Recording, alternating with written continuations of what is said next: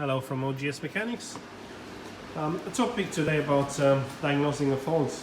We have this Ford Focus that came in for a non-starting issue.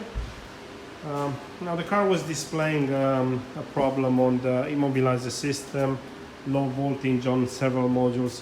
A lot of works had to be performed to literally narrow down the fault, and we found it quite rather interesting to show how can from something minor can end up with a non-running car.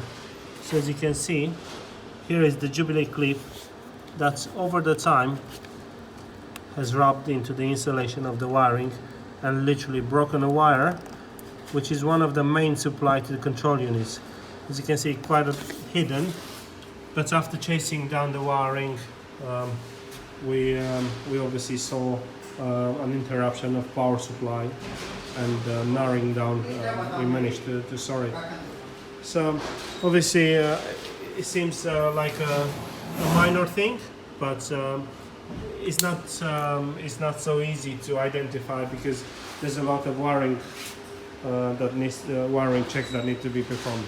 In this case, the problem has been solved, has been identified, and is going to be solved shortly.